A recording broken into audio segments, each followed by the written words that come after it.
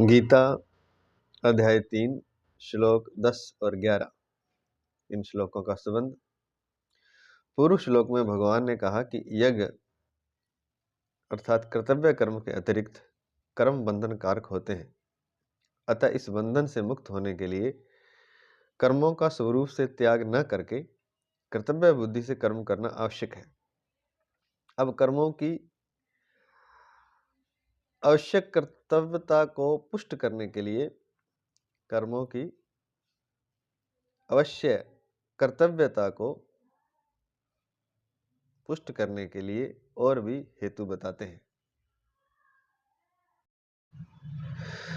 सह यज्ञाः प्रज्ञाः सृष्ट्वा पुरोवाच प्रजापतिः अनेन प्रस्विष्य ध्वमेश वोस्तुविष्टकामधुक् देवान् भावयतानेन ते देवा भावयन्तु वः परस्परं भावयन्तः श्रेयः परम वाप्स्यस्थ।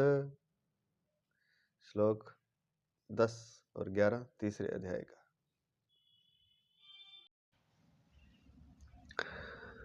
प्रजापति ब्रह्मा जी ने सृष्टि के आदिकाल में कर्तव्य कर्मों के विधान सहित प्रजा अर्थात मनुष्य आदि की रचना करके उनसे प्रधानतया मनुष्यों से कहा कि तुम लोग इस कर्तव्य के द्वारा और यह कर्तव्य कर्म रूप यज्ञ तुम लोगों को कर्तव्य पालन की आवश्यक सामग्री प्रदान करने वाला हो।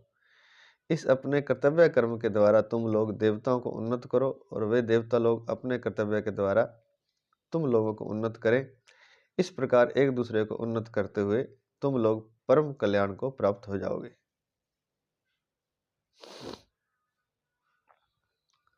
व्याख्या इस प्रकार है। प्रातः स्मरणीय प्रातः वंदनीय महाराज श्री स्वामी राम सुखदास जी महाराज, उनके ग्रंथ साधक संजीवनी से उनके चरणों में दंडवत प्रणाम करते हुए उनसे आज्ञा लेते हुए कथा की व्याख्या करने श्लोक की व्याख्या करने जा रहे हैं। सह यज्ञ प्रज्ञा सृष्ट्वा पुरोवाच प्रजापति। ब्रह्मा जी प्रजा अर्थात सृष्टि के रचिता एवं उसके स्वामी हैं, अतः अपने कर्तव्य का पालन करने के साथ वे प्रजा की रक्षा तथा उनके कल्याण का विचार करते रहते हैं। कारण कि जो जिसे उत्पन्न करता है उसकी रक्षा करना उसका कर्तव्य हो जाता है। ब्रह्मा जी प्रजा की रचना करते, उसकी रक्षा में तत्पर रहते तथा सदा उसके हित की बात सोचते हैं, इसलिए वे प्रजापति कहलाते हैं। सृष्टि अर्थात सर्ग के आरंभ में ब्रह्मा जी ने कर्तव्य कर्मों की योग्यता और विवेक सहित मनुष्यों की रचना की है। यहाँ एक लगा के दिया है नीचे। यहाँ यह समझ लेना चाहिए कि भगवान की आज्ञा से और उन्हीं की शक्ति से ब्रह्मा जी प्रजा की रचना करते हैं, अतः वास्तव में सृष्टि के मूल रचिता भगवान ही हैं। गीता चौथे अध्याय का 13वां श्लोक, 17वें अध्याय का 23वां श्लोक। तो सृष्टि अर्थात सर्ग के आरंभ में ब्रह्मा जी ने कर्तव्य कर्मों की योग्यता और विवेक सहित मनुष्यों की रचना की है। अनुकूल और प्रतिकूल परिस्थिति का सदुपयोग कल्याण करने वाला है, इसलिए ब्रह्मा जी ने अनुकूल प्रतिकूल परिस्थिति का उपयोग करने का विवेक साथ देकर ही मनुष्यों की रचना की है। अर्थात जो परिस्थिति अनुकूल या प्रतिकूल आती है वो सारी परिस्थितियां सदुपयोग करने के लिए हैं। उनका सदुपयोग करके हम आगे बढ़ सकते हैं। इसलिए ब्रह्मा जी ने अनुकूल प्रतिकूल परिस्थिति का सदुपयोग करने का विवेक साथ देकर ही मनुष्यों की रचना की है। वो विवेक साथ ही दिया मनुष्यों के, ताकि मनुष्य अनुकूल प्रतिकूल परिस्थिति का सदुपयोग अपने कल्याण के लिए कर सके। सत असत का विचार करने में असमर्थ पशु पक्षी वृक्ष आदि के द्वारा स्वाभाविक परोपकार अर्थात कर्तव्य पालन होता है, किंतु मनुष्य को तो भगवत कृपा से विशेष विवेक शक्ति मिली हुई है। अतः यदि वह अपने विवेक को महत्व देकर अकर्तव्य न करे तो उसके द्वारा भी स्वाभाविक लोक हितार्थ कर्म हो सकते हैं। मनुष्यों को, वैसे तो पशु पक्षी वृक्षों को भी परोपकार स्वाभाविक दिया हुआ है,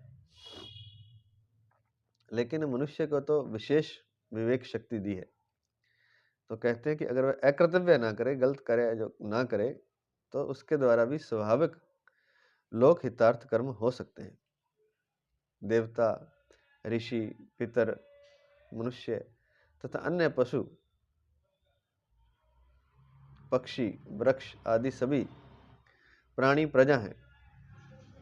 इनमें भी योग्यता, अधिकार और साधन की विशेषता के कारण मनुष्य पर अन्य सब प्राणियों के पालन की जिम्मेवारी है। अतः यहाँ प्रजा पद विशेष रूप से मनुष्यों के लिए ही प्रयुक्त हुआ है। कर्मयोग अनादिकाल से चला आ रहा है। चौथे अध्याय के तीसरे श्लोक में पुरातन पद से भी भगवान कहते हैं कि यह कर्मयोग बहुत काल से प्रायः लुप्त हो गया था, जिसको मैंने तुम्हें फिर से कहा है। उसी बात को यहाँ भी पूरा पद से दूसरी रीति से कहते हैं कि मैंने ही नहीं, प्रत्युत ब्रह्मा जी ने भी सर्ग के आदि काल में कर्तव्य सहित प्रजा को रचकर उनको उसी कर्मयोग का आचरण करने की आज्ञा दी थी। तात्पर्य यह है कि कर्मयोग अर्थात निस्वार्थ भाव से कर्तव्य कर्म करने की परंपरा अनादिकाल से ही चली आ रही है। यह कोई नई बात नहीं है। चौथे अध्याय में 24वें 30वें श्लोक तक, 24वें से 30वें श्लोक तक चौथे अध्याय में परमात्म प्राप्ति के जितने साधन बताए गए हैं वे सभी यज्ञ के नाम से कहे गए हैं, जैसे द्रव्य यज्ञ, तप यज्ञ, योग यज्ञ, प्राणायाम आदि। प्राय यज्ञ शब्द का अर्थ हवन से संबंध रखने वाली क्रिया के लिए ही प्रसिद्ध है, परंतु गीता में यज्ञ शब्द शास्त्र विधि से की जाने वाली संपूर्ण विहित क्रियाओं का वाचक भी है। अर्थात आमतौर से हम यज्ञ समझते हैं हवन, जो अग्नि जला करके किया जाता है, जिसमें आहुति दी जाती है, उसी को हम यज्ञ समझते हैं। लेकिन गीता में शास्त्र विधि से की जाने वाली शास्त्र विहित, जो शास्त्र में क्रियाएं बताई गई हैं कि ये कार्य करने चाहिए, उन संपूर्ण विहित क्रियाओं का वाचक भी है। अर्थात शास्त्र विधि से हित में, दूसरों के हित के लिए की जाने वाली संपूर्ण विहित क्रियाओं का वाचक यज्ञ शब्द है, जैसे कि द्रव्य यज्ञ, तप यज्ञ, योग यज्ञ, प्राणायाम यज्ञ आदि। अपने वर्ण, आश्रम, धर्म, जाति, स्वभाव, देश काल आदि के अनुसार प्राप्त कर्तव्य कर्म यज्ञ के अंतर्गत आते हैं। दूसरे के हित की भावना से किए जाने वाले सब कर्म भी यज्ञ ही हैं। ऐसे यज्ञ अर्थात कर्तव्य का दायित्व मनुष्य पर ही है। तो दूसरे के हित की भावना से किए जाए वो भी सारे कर्म यज्ञ ही हैं, और ऐसे यज्ञ है जो दूसरे के हित के लिए है और अपने, उनका दायित्व भी मनुष्य पर है।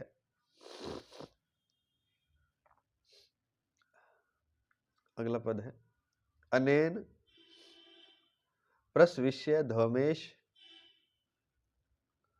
वोस्त्विष्ट कामधुक।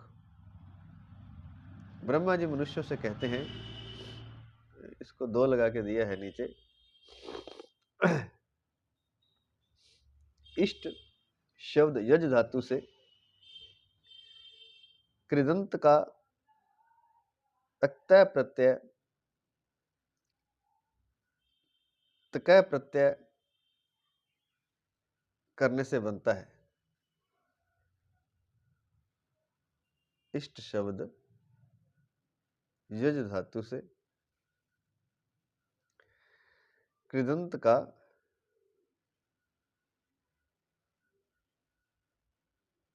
तय प्रत्यय करने से बनता है। यो यज्ञ अर्थात कर्तव्य कर्म का वाचक है। और काम शब्द कमु धातु से अण प्रत्यय करने से बनता है, जो पदार्थ अर्थात सामग्री का वाचक है। तो अनेन अनेन प्रसविष्य ध्वमेश वोस्त विष्ट कामधुक। इसको 2 लगा के, ये नीचे अभी 2 बोला है हमने, वो अर्थ दिया है। ब्रह्मा जी मनुष्यों से कहते हैं कि तुम लोग अपने अपने कर्तव्य पालन के द्वारा सबकी वृद्धि करो, उन्नति करो। ऐसा करने से तुम लोगों को कर्तव्य कर्म करने में उपयोगी सामग्री प्राप्त होती रहे, उसकी कभी कमी ना रहे। अर्जुन की कर्म न करने में जो रुचि थी, उसे दूर करने के लिए भगवान कहते हैं कि प्रजापति ब्रह्मा जी के वचनों से भी तुम्हें कर्म करने की शिक्षा लेनी चाहिए। दूसरों के हित के लिए कर्तव्य कर्म करने से ही तुम्हारी लौकिक और पारलौकिक उन्नति हो सकती है। निष्काम भाव से केवल कर्तव्य पालन के विचार से कर्म करने पर मनुष्य मुक्त हो जाता है। निष्काम भाव से केवल कर्तव्य पालन के विचार से कर्म करने पर मनुष्य मुक्त हो जाता है, और सकाम भाव से कर्म करने पर मनुष्य बंधन में पड़ जाता है। प्रत्युत प्रकरण में निष्काम भाव से किए जाने वाले कर्तव्य कर्म का विवेचन चल रहा है।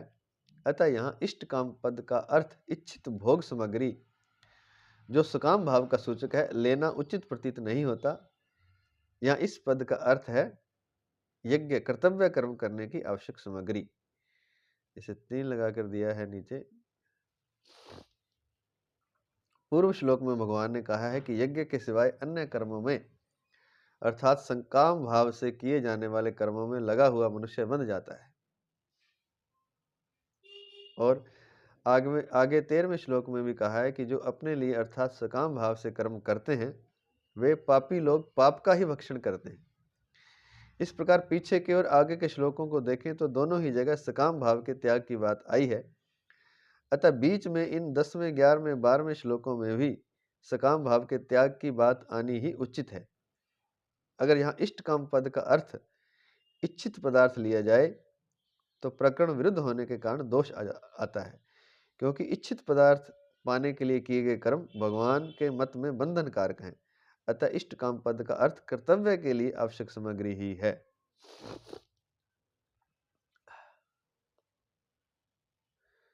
तो डिटेल से बता दिया कि इष्ट काम पद का अर्थ वैसे तो होना चाहिए इच्छित भोग सामग्री, जो सकाम भाव का सूचक है, लेना उचित प्रतीत नहीं होता।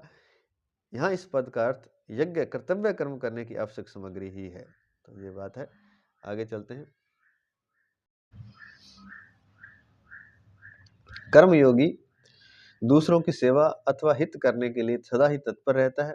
इसलिए प्रजापति ब्रह्मा जी के विधान के अनुसार दूसरों की सेवा करने की सामग्री, सामर्थ्य और शरीर निर्वाह की आवश्यक वस्तुओं की उसे कभी कमी नहीं रहती। ब्रह्मा जी की कमी नहीं रहती, उसको ये उपयोगी वस्तुएं सुगमता पूर्वक मिलती रहती हैं।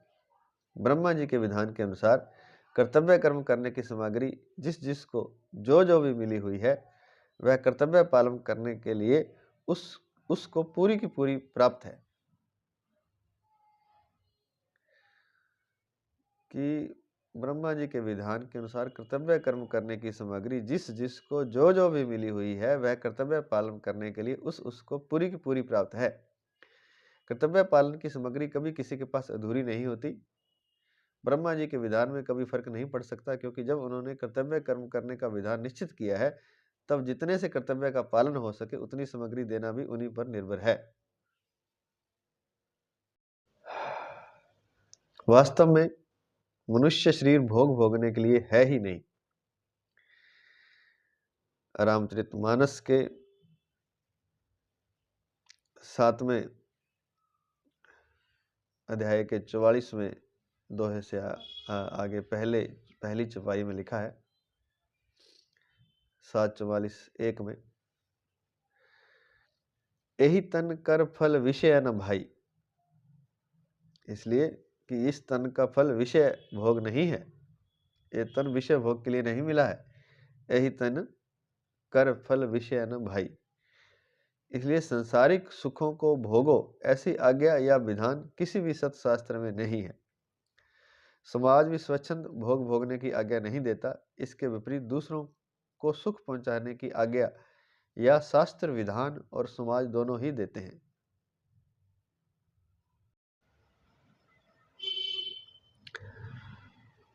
जैसे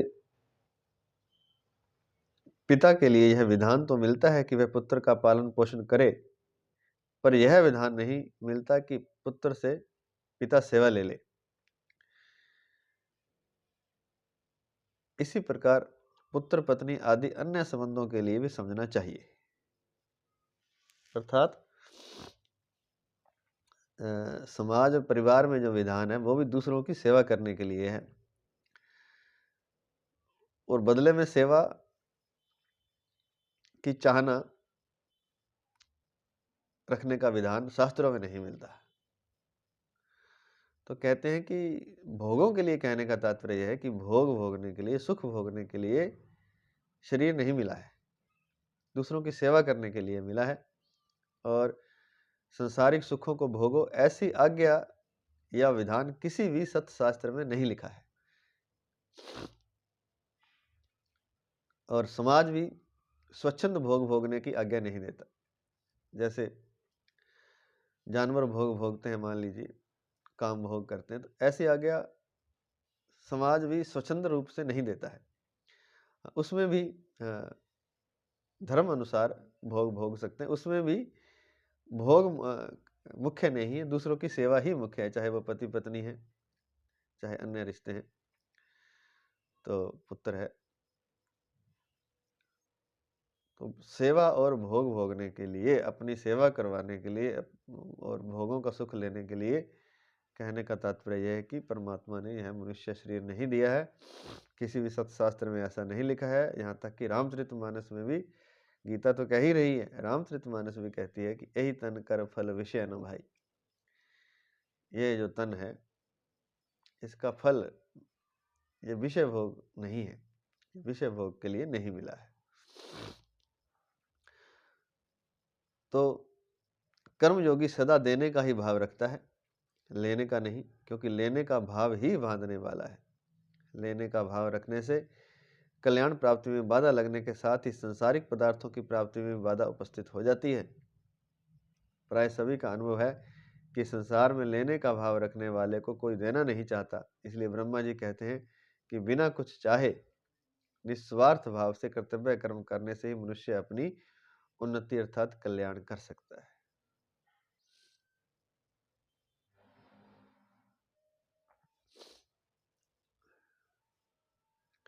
अगला पद है देवान भावयतानेन। यहाँ देव शब्द उपलक्षक है, अतः इस पद के अंतर्गत मनुष्य, देवता, ऋषि, पितर आदि समस्त प्राणियों को समझना चाहिए। कारण कि कर्मयोगी का उद्देश्य अपने कर्तव्य कर्मों से प्राणी मात्र को सुख पहुंचाना रहता है। इसलिए यहाँ ब्रह्मा जी संपूर्ण प्राणियों की उन्नति के लिए मनुष्यों को अपने कर्तव्य कर्म रूप यज्ञ के पालन का आदेश देते हैं।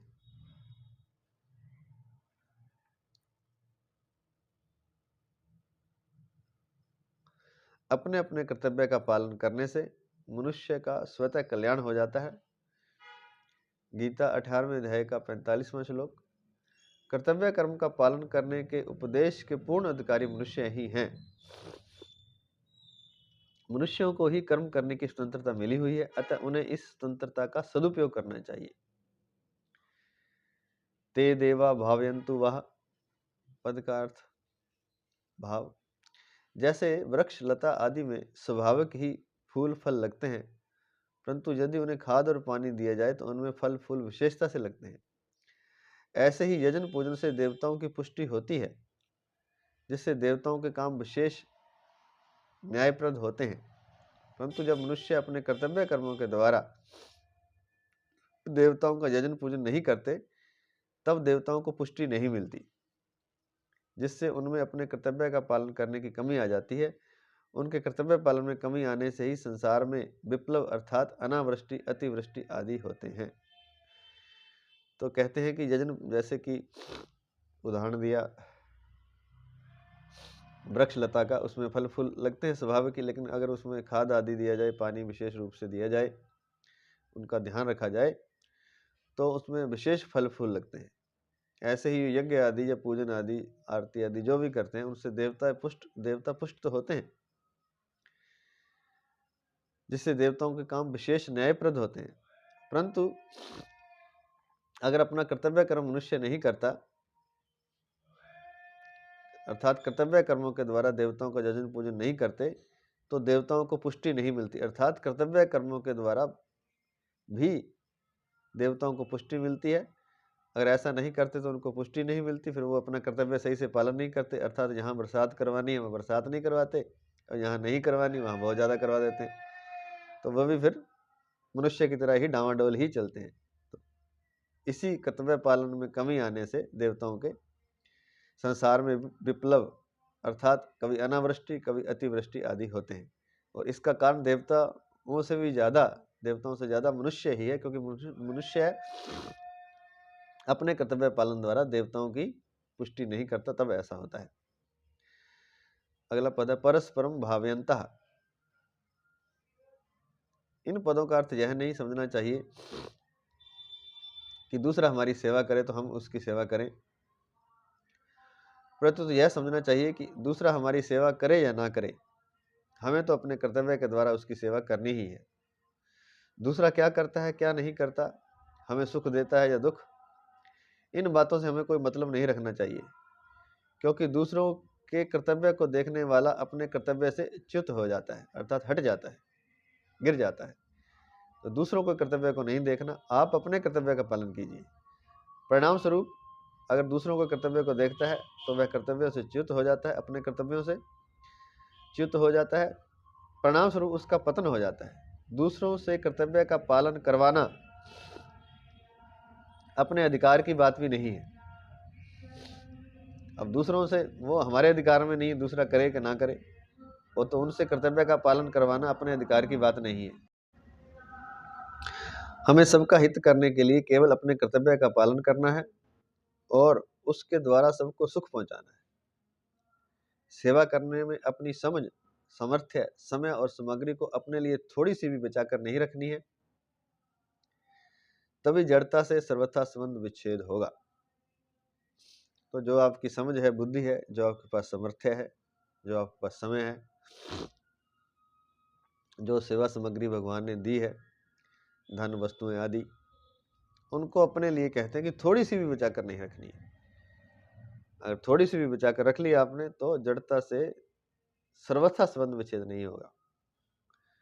अगर सब कुछ ही दूसरों की सेवा में लगा देंगे, समझ, सामर्थ्य, समय और सामग्री, तभी जड़ता से सर्वथा संबंध विच्छेद होगा। और दूसरी बात यह है कि जब हम सेवा करते हैं तो हम अपने कर्तव्य का पालन करें, ये भाव नहीं होना चाहिए कि हम करेंगे सेवा तो दूसरा भी हमारी सेवा करे, तो फिर यह भी गलत हो जाएगा। दूसरा हमें सुख देता है, दुख देता है, इन बातों से हमें कोई मतलब नहीं रखना है। दूसरा क्या करता है क्या नहीं करता, क्योंकि दूसरों को अगर हम देखेंगे, दूसरों से कर्तव्य पालन करवाने की सोचेंगे, दूसरों से चाहेंगे कि वो हमारी सेवा करे और दूसरे को ऐसा ऐसा करना चाहिए, तो फिर हम अपने कर्तव्य से च्युत हो जाएंगे, गिर जाएंगे, परिणाम स्वरूप हमारा ही पतन होगा। क्योंकि साधक मैं हूं तो मैंने ही जो करना है, अपने तरफ से मैंने सब कुछ सही करना है, अपने कर्तव्य का पालन करना है, दूसरों का हित करना है। अब दूसरा उसको कैसे लेता है ये जरूरी नहीं है। तो हमें अपना कर्तव्य कर्म अर्थात दूसरों का हित करना है, अपने कर्तव्य का पालन करना है और बदले में कुछ चाहना नहीं है। हमारे जितने भी संसारिक संबंधी, माता पिता, स्त्री पुत्र, भाई भौजाई आदि हैं, उन सब की हमें सेवा करनी है। अपना सुख लेने के लिए संबंध नहीं है, हमारा जिनसे जैसा संबंध है उसी के अनुसार उनकी सेवा करना, मर्यादा के अनुसार उन्हें सुख पहुंचाना हमारा कर्तव्य है। उनसे कोई आशा रखना और उन पर अपना अधिकार मानना बहुत बड़ी भूल है। हम उनके ऋणी हैं और ऋण उतारने के लिए उनके यहाँ हमारा जन्म हुआ है। अतः निस्वार्थ भाव से उन संबंधियों की सेवा करके हम अपना ऋण चुका दें। कर्जा है, कर्जा चुका दे तो ठीक है, कर्जा चुका देंगे तो ठीक रहेगा, क्योंकि यहाँ भगवान ने हमें जन्म दिया है, यहाँ भगवान ने हमें जन्म दिया है, तो वो भगवान ने कुछ सोच कर ही दिया है। अगर वहाँ आपको सेवा करनी पड़ रही है और तो उस सेवा को हंसते हंसते कीजिए, क्योंकि वो कर्ज जो है तभी चुक पाएगा, नहीं तो चुक नहीं पाएगा। यह हमारा सर्वप्रथम आवश्यक कर्तव्य है। सेवा तो हमें सभी की करनी है, परंतु जिनकी सेवा करने पर जिम्मेवारी है उन संबंधियों की सेवा सबसे पहले करनी चाहिए। शरीर, इंद्रियां, मन, बुद्धि, पदार्थ आदि अपने नहीं हैं और अपने लिए भी नहीं है, यह सिद्धांत है। अतः अपने अपने कर्तव्य का पालन करने से स्वतः एक दूसरे की उन्नति होती है।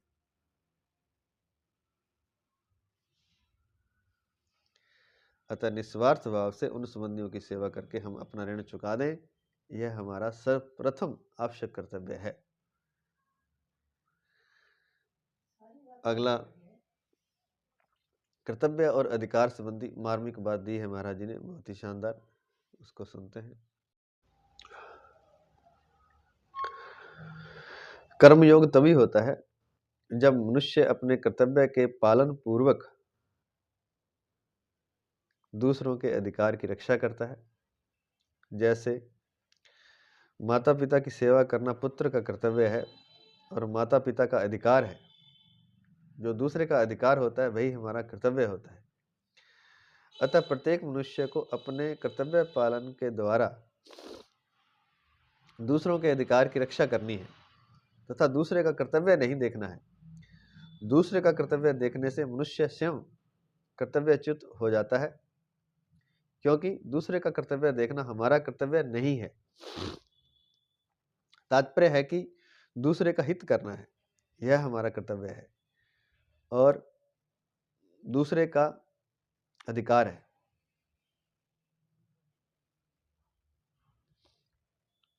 दूसरे का हित करना है, यह हमारा कर्तव्य है और दूसरे का अधिकार है। यद्यपि अधिकार कर्तव्य के ही अधीन है, तथापि मनुष्य को अपना अधिकार देखना ही नहीं है, प्रत्युत अपने अधिकार का त्याग करना है। केवल दूसरों के अधिकार की रक्षा के लिए अपने कर्तव्य का पालन करना है। दूसरे का कर्तव्य देखना तथा अपना अधिकार जमाना लोक और परलोक में महान पतन करने वाला है।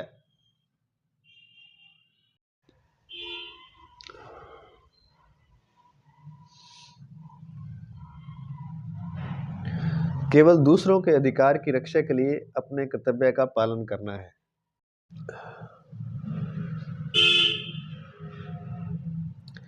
दूसरे का कर्तव्य देखना तथा अपना अधिकार जमाना लोक और परलोक में महान पतन करने वाला है। कहने का तात्पर्य यह है कि जब हम दूसरों को कहते हैं कि तुम्हें ये करना चाहिए और मेरे लिए तुम्हें ये करना था, यह अपना अधिकार जमाना है और दूसरे का कर्तव्य देखना है। आपने दूसरे पर कोई अधिकार नहीं जमाना। अगर आप साधक बनना चाहते हैं, अगर परमात्मा की प्राप्ति चाहते हैं, तो दूसरे का कर्तव्य नहीं देखना और ना अपना अधिकार जमाना। आपने अपने कर्तव्य का पालन करना है, क्योंकि अगर आप दूसरे का कर्तव्य देखेंगे तथा अपना अधिकार जमाएंगे तो लोक भी जाएगा, लोक में भी आपका पतन होगा और परलोक में, लोक और परलोक में महान पतन करने वाला है। वर्तमान समय में घरों में, समाज में जो अशांति, कलह, संघर्ष देखने में आ रहा है, उसमें मूल कारण यही है कि लोग अपने अधिकारों की मांग तो करते हैं कि मेरे लिए ऐसा ऐसा, मुझे आपका कर्तव्य बनता है, ऐसा ऐसा करना चाहिए था। अपने अधिकारों की मांग तो करते हैं पर अपने कर्तव्य का पालन नहीं करते। इसलिए ब्रह्मा जी देवताओं और मनुष्यों को उपदेश देते हैं, देवताओं और मनुष्यों को उपदेश देते हैं कि एक दूसरे का हित करना तुम लोगों का कर्तव्य है। अगला पद है श्रेय परम वाप्स्यस्थ।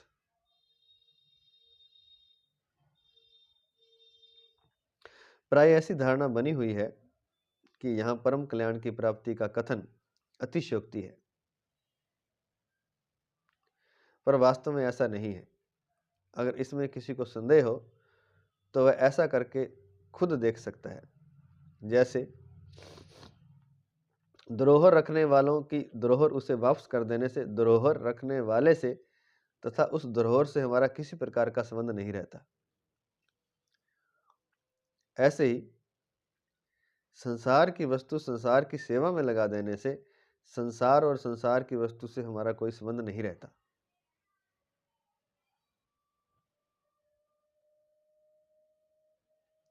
तो कह रहे हैं कि ऐसी धारणा है कि जो अपने कल्याण की बात हम करते हैं कि यहाँ सेवा करो आदि, और कर्म भी ऐसे करो निस्वार्थ भाव से, निष्काम कर्म करो, तो क्या ये अतिशयोक्ति है? ज़्यादा बढ़ा चढ़ा के तो बात नहीं लिखी हुई कहीं। तो ऐसी धारणा है कि यहाँ परम कल्याण की प्राप्ति का कथन कि इस मनुष्य देह यह इसलिए मिली है कि इससे हमने अपना परम कल्याण करना है, तो कहीं यह अतिशयोक्ति तो नहीं है, क्योंकि फिर भोग तो भोग ही नहीं सकेगा, फिर तो दूसरों की सेवा करेगा, अपने सुख के लिए अपने आनंद के लिए तो कुछ नहीं करेगा। तो कहीं यह अतिशयोक्ति तो नहीं है। तो इसका उदाहरण दिया है, किसी ने हमारे पास कोई धरोहर रखी, गहने कोई चीज रखी, और हमने उसको वैसी की वैसी समय आने पर वापस कर दी, तो उस धरोहर रखने वाले से तथा उस धरोहर से हमारा किसी प्रकार का संबंध नहीं रहेगा। अगर हम उस धरोहर को रख लेते हैं, नहीं देते, तो फिर बड़ा दिक्कत हो जाएगी। धरोहर और धरोहर वाले से जिसने रखी थी उससे हमारा संबंध हो जाएगा। तो ऐसे ही संसार की वस्तु परमात्मा ने जो जीवन दिया है वो धरोहर है परमात्मा की, और वो अंत में परमात्मा को लौटा देना है, और उस धरोहर का भी परमात्मा के जीवों के लिए ही उसका उपयोग करना है। संसार से माने हुए संबंध का विच्छेद होते ही, तो कहते हैं कि ऐसे ही संसार की वस्तु को संसार की सेवा में लगा देने से संसार और संसार की वस्तु से हमारा कोई संबंध नहीं रहता। संसार से माने हुए संबंध का विच्छेद होते ही चिन्मयता का अनुभव हो जाता है। अतः प्रजापति ब्रह्मा जी के वचनों में अतिशयोक्ति की कल्पना करना अनुचित है। यह सिद्धांत है कि जब तक मनुष्य अपने लिए कर्म करता है तब तक उसके कर्म की समाप्ति नहीं होती और वह कर्मों से बंधता ही जाता है। कृत्य वही होता है जो अपने लिए कभी कुछ नहीं करता। अपने लिए कुछ भी नहीं करने से पाप का आचरण भी नहीं होता, क्योंकि पाप का आचरण कामना के कारण ही होता है। तीसरे अध्याय का 47वां श्लोक आगे आएगा। 37वां श्लोक। अतः अपना कल्याण चाहने वाले साधक को चाहिए कि वह शास्त्रों की आज्ञा के अनुसार फल की इच्छा और आसक्ति का त्याग करके कर्तव्य कर्म करने में तत्पर हो जाए, फिर कल्याण तो स्वतः सिद्ध है। अपनी कामना का त्याग करने से संसार मात्र का हित होता है। जो अपनी कामना पूर्ति के लिए आसक्ति पूर्वक भोग भोगता है वह स्वयं तो अपनी हिंसा अर्थात पतन करता ही है, साथ ही जिनके पास भोग सामग्री का अभाव है उनकी भी हिंसा करता है, अर्थात दुख देता है। कारण कि भोग सामग्री वाले मनुष्य को देखकर अभावग्रस्त मनुष्य को उस भोग सामग्री के अभाव का दुख होना स्वाभाविक है। इस प्रकार स्वयं सुख भोगने वाला व्यक्ति हिंसा से कभी बच नहीं सकता। ठीक इसके विपरीत परमार्थिक मार्ग पर चलने वाले व्यक्ति को देखकर दूसरों को स्वतः शांति मिलती है, क्योंकि परमार्थिक संपत्ति पर सबका समान अधिकार है।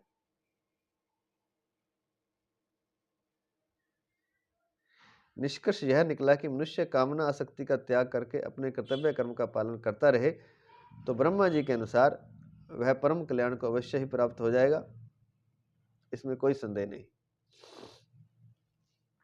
अब इसमें बहुत ही अच्छी बात लिखी है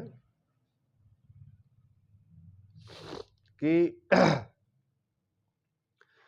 अपनी कामना पूर्ति के लिए अगर हम भोग भोगते हैं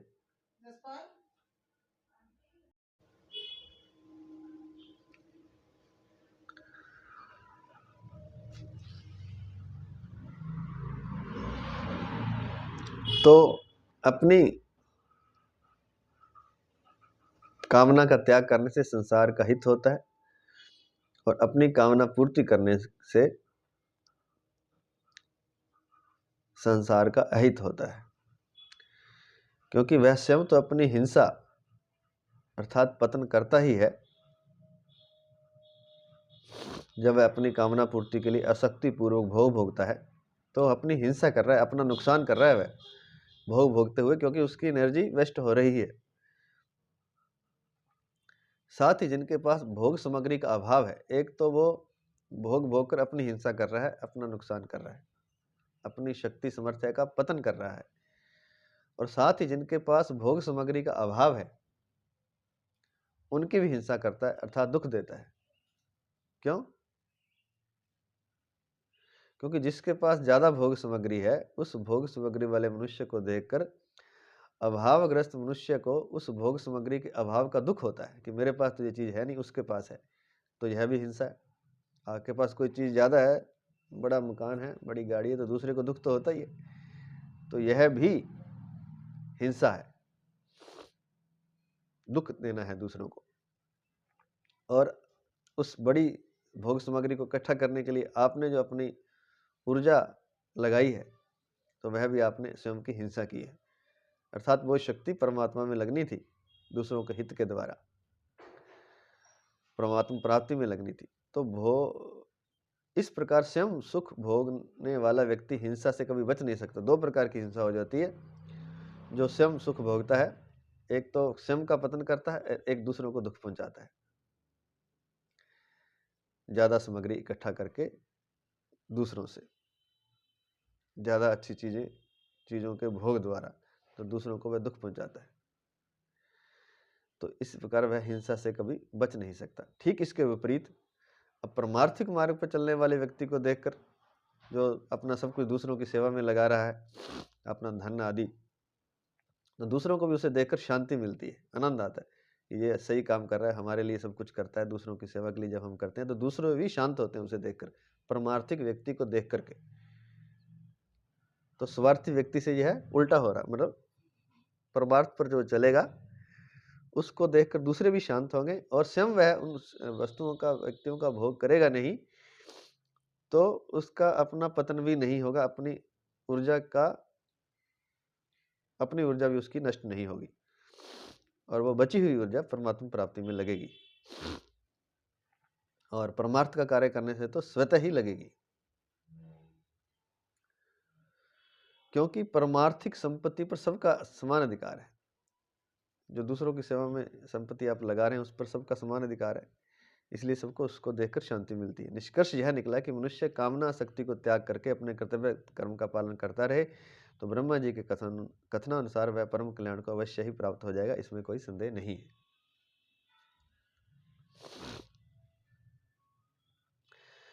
यहाँ परम कल्याण की प्राप्ति मुख्यतः से मनुष्यों के लिए ही बताई गई है, देवताओं के लिए नहीं। कारण कि देव योनि अपना कल्याण करने के लिए नहीं बनाई गई है। मनुष्य जो कर्म करता है उन कर्मों के अनुसार फल देने, कर्म करने की सामग्री देने तथा अपने अपने शुभ कर्मों का फल भोगने के लिए देवता बनाए गए हैं। देवता किस लिए बनाए गए हैं कि मनुष्य ने जो कर्म किए हैं उनका फल देवलोक में उनको मिलता है, या मनुष्य जो कर्म करता है उनका फल देने के लिए देवता बनाए हैं, मनुष्य को कर्म की सामग्री देने के लिए, तथा अपने अपने जो शुभ कर्म उन्होंने मनुष्य लोक में या देवलोक में किए हैं, मनुष्य लोक में किए, अपने अपने शुभ कर्मों का फल भोगने के लिए ही देवता बनाए गए। वे निष्काम भाव से कर्म करने की सामग्री देते हो ऐसी बात नहीं है। वे कर्म करने की सामग्री निष्काम भाव से देते हो ऐसी बात नहीं है, परंतु उन देवताओं में भी अगर किसी में अपने कल्याण की इच्छा हो जाए तो उसका कल्याण होने में मना नहीं है, अर्थात अगर कोई अपना कल्याण करना चाहे तो कर सकता है। तो कहते हैं कि देवता जो देते हैं वो निष्काम भाव से तो नहीं देते सामग्री, लेकिन वो कहते हैं कि अगर देवताओं में भी किसी को अपने कल्याण की इच्छा हो जाए तो उसका कल्याण होने में मना नहीं है, अर्थात अगर कोई अपना कल्याण करना चाहे देवता तो कर सकता है। जब पापी से पापी मनुष्य के लिए भी अपना उद्धार करने की मनाही नहीं है तो फिर देवताओं के लिए जो कि पुण्य जो नहीं है अपना उद्धार करने की मनाही, अपना उद्धार अपना कल्याण करने की मनाही कैसे हो सकती है। ऐसा होने पर भी देवताओं का उद्देश्य भोग भोगने का ही रहता है, इसलिए उनमें प्राय अपने कल्याण की इच्छा नहीं होती। तो जो देवता बन जाता है धरती पर पुण्य आदि करके, तो वहाँ भी वो अपना कल्याण तो कर सकता है, लेकिन वो भोग इतने हैं कि वो देवता वहाँ पर अधिकतर भोग ही भोगते हैं, अपने कल्याण की इच्छा उनमें होती नहीं। लेकिन कोई मना ही नहीं है, वो देवता करना चाहें अपना कल्याण तो निष्काम भाव से कर सकते हैं या अन्य तरीके से भी कर सकते हैं। लेकिन देवता बनाए इसलिए गए हैं कि मनुष्य जो कर्म करता है उन कर्मों के अनुसार फल देने, कर्म करने की सामग्री देने तथा अपने अपने शुभ कर्मों का फल भोगने के लिए देवता बनाए गए। तो वहाँ अधिकतर जो देवता बन जाता है वो भोग ही भोगता है, अपने कल्याण की इच्छा उनमें नहीं होती प्राय। लेकिन कोई मनाही नहीं, अपना कल्याण वो चाहे तो कर सकते हैं, क्योंकि जब पापी से पापी मनुष्य भी अपना उद्धार करने की समर्थ्य रखता है तो वो तो देव योनि है, पुण्य योनि है, तो उनको अपने अधिकार की, अपना कल्याण करने की, उद्धार करने की मनाही कैसे हो सकती है। परिशिष्ट भाव दिया है महाराज जी ने, अंतिम 5 मिनट है। मनुष्य कर्म योनि है और 84 लाख योनियां देवता, नारकीय जीव आदि भोग योनियां हैं।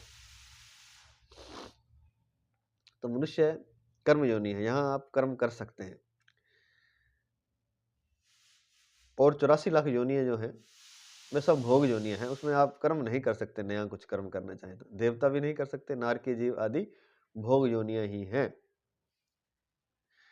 सकाम भाव वाले मनुष्य भोगों को भोगने के लिए ही स्वर्ग में आते हैं। अतः देवता लोग निष्काम भाव न रखकर अपनी जिम्मेवारी का पालन करते हैं, ड्यूटी करते हैं, ड्यूटी बजाते हैं। इसलिए यहाँ कल्याण की बात मनुष्यों के लिए ही समझनी चाहिए। तो वो तो अपना सकाम भाव वाले मनुष्य भोग भोगने के लिए स्वर्ग में जाते हैं, तो वो अपनी ड्यूटी करते हैं, वहाँ जिम्मेवारी का पालन करते हैं।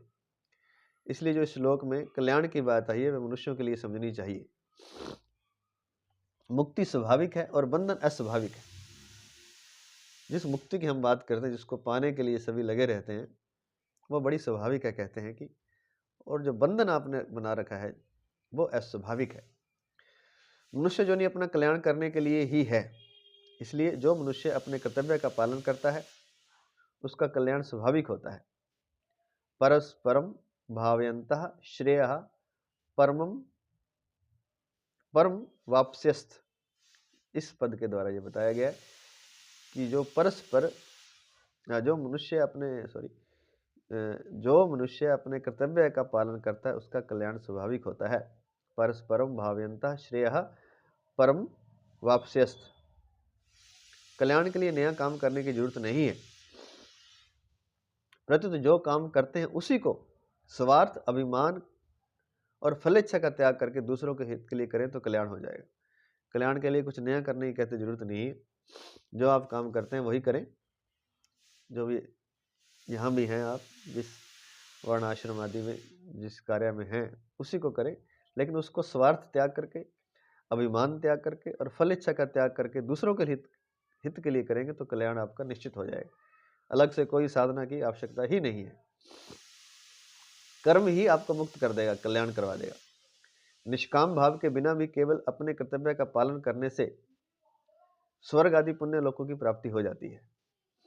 और निष्काम भाव भी नहीं हो, केवल अपने कर्तव्य का पालन कर रहे हैं, फल तो आपको चाहिए, लेकिन कर्तव्य का पालन आप अपना अच्छी तरह से करते हैं। जैसे सेवा का आपका कार्य है, कहीं माता पिता की सेवा करनी है, या माता पिता का पुत्र के पालन का कर्तव्य है, तो वो माता पिता सही ढंग से अगर अपने कर्तव्य का पालन करते हैं, अपने बच्चों का पालन करते हैं, और इसी तरह से अगर बच्चे माता पिता की सेवा का अपना कर्तव्य पालन करते हैं, उसमें अगर सकाम भाव भी है अर्थात निष्काम भाव नहीं है, तो भी उसको स्वर्ग आदि पुण्य लोक की प्राप्ति होती है। जिस स्वर्ग की प्राप्ति बड़े बड़े यज्ञ करने से होती है, उसी की प्राप्ति क्षत्रिय केवल अपना कर्तव्य कर्म अर्थात युद्ध करके प्राप्त कर सकता है। तो अपना कर्तव्य अगर करेंगे तो सहज ही सब कुछ हो जाएगा, और निष्काम भाव से करेंगे तो मुक्ति हो जाएगी, और सकाम भाव से भी करेंगे, अपना कर्तव्य पालन करेंगे तो भी स्वर्ग की प्राप्ति हो जाएगी। जैसे ब्रह्मा जी ने देवताओं और मनुष्यों के लिए परस्पर एक दूसरे का हित करने की बात कही है, ऐसे ही चारों वर्णों के लिए भी परस्पर एक दूसरे का हित करने की बात समझनी चाहिए। चारों वर्ण परस्पर एक दूसरे के हित के लिए अपना अपना कर्तव्य कर्म करें तो वे परम कल्याण को प्राप्त हो जाएंगे।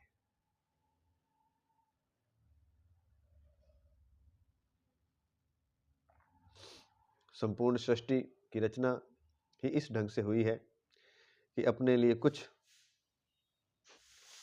वस्तु और क्रिया है नहीं है, दूसरों के लिए ही है। इदम ब्रह्मणे न मम, जब भी हम यज्ञ करते हैं, इदम इंद्राय न मम, इदम ब्रह्मणे न मम, ये पद दिया है कि मेरा कुछ नहीं है, सब कुछ आपका ही है। हे इंद्र भगवान, सब कुछ आपका है। इदम अग्ने न मम, इदम सूर्याय न मम, ऐसे शब्द यूज करते हैं, हवन आदि करते हैं कि हमारा कुछ नहीं, आपका ही है, इसलिए आपको ही अर्पित कर रहे हैं। तो दूसरों के लिए ही है, जो भी हमें कुछ वस्तु क्रिया आदि है, हमारे पास वस्तु है या कोई क्रिया हम करते हैं, वह दूसरों के लिए है। इदम ब्रह्मणे न मम, यह सब ब्रह्मा की ही है। जैसे पतिव्रता स्त्री पति के लिए ही होती है, अपने लिए नहीं। स्त्री के अंग पुरुष को सुख देते हैं पर स्त्री को सुख नहीं देते, पुरुष के अंग स्त्री को सुख देते हैं पर पुरुष को सुख नहीं देते। माँ का दूध बच्चे के लिए ही होता है पर अपने लिए नहीं, और बच्चे की चेष्टाएं माँ को सुख देती हैं, बच्चे को नहीं। माता पिता संतान के लिए होते हैं और संतान माता पिता के लिए होती है। श्रोता वक्ता के लिए होता है और वक्ता श्रोता के लिए होता है। तात्पर्य है कि सुख खुद ना लें, प्रत्युत दूसरों को सुख दें। सृष्टि की रचना भोग के लिए नहीं है, प्रत्युत उद्धार के लिए है। ये इस बात को याद रखें, फिर से सुन लें। सृष्टि की रचना भोग के लिए नहीं है, प्रत्युत उद्धार के लिए है। देवता भी स्वार्थ का त्याग करके दूसरों का हित कर सकते हैं, इसलिए देवताओं में भी नारद जैसे ऋषि हुए हैं। यद्यपि भगवान की ओर से किसी को मना नहीं है, तथापि कल्याण का मुख्य एवं स्वतः अधिकारी मनुष्य ही है। मनुष्य ही कल्याण का स्वतः अधिकारी है। सबसे श्रेष्ठ जो अधिकारी है देवताओं पितरों आदि में अपने कल्याण का, वो मनुष्य ही है। हालांकि देवता भी अपने हित का त्याग करके अपना कल्याण कर सकते हैं, दूसरे का हित कर सकते हैं। एक शंका हो सकती है कि हम तो दूसरों का भला करें पर दूसरा हमारा भला ना करके हमारा बुरा करे, तो परस्परम भाव्यंतः कैसे होगा? तो ये भी प्रश्न उठता है कि हम तो भला करें, दूसरा हमारा बुरा करे। इसका समाधान है कि हम दूसरों का भला करेंगे तो दूसरा हमारा बुरा कर सकेगा ही नहीं, उसमें हमारा बुरा करने की सामर्थ्य ही नहीं रहेगी। अगर वह बुरा करेगा भी तो पीछे पछताएगा, रोएगा। अगर वह हमारा बुरा करेगा तो हमारा भला करने वाले, हमारे साथ सहानुभूति रखने वाले कई पैदा हो जाएंगे। वास्तव में किसी का बुरा करने का विधान कहीं नहीं आता। मनुष्य ही द्वेष के कारण दूसरे का बुरा करता है। परस्परम भाव्यंतः, यह मनुष्यता की बात है। इसके ना होने से ही मनुष्य दुख पा रहे हैं। तो कहने का मतलब यह है कि परस्पर एक दूसरे को सुख देना है, अपने सुख की इच्छा नहीं रखनी, दूसरे को सुख देना है। और अगर हम ऐसा करेंगे तभी हम सुखी होंगे, नहीं तो हम दुखी ही रहेंगे। और इसके कारण ही मनुष्य दुख पा रहे हैं, क्योंकि हम दूसरे को सुख नहीं देना चाहते, हम दूसरे से सुख लेना चाहते हैं। अब सुख देना चाहेंगे तो अपने आप आपको सुख मिल जाएगा। और ये भी बात लिख दी कि कोई हमारा बुरा करे तो पहली बात तो अगर आप किसी का भला करेंगे तो बुरा कर नहीं सकता, और अगर वह करेगा तो बहुत पछताएगा, बहुत रोएगा। और अगर हम विस्तृत स्तर पर किसी का भला करते हैं और फिर भी हमारा कोई बुरा करता है, तो हमारे साथ सहानुभूति रखने वाले कई लोग पैदा हो जाएंगे जो हमारा साथ देंगे, हमारी सहानुभूति हमारे साथ जिनकी रहेगी। तो आज इतना ही। जय श्री कृष्ण, जय श्री कृष्ण, जय श्री कृष्ण।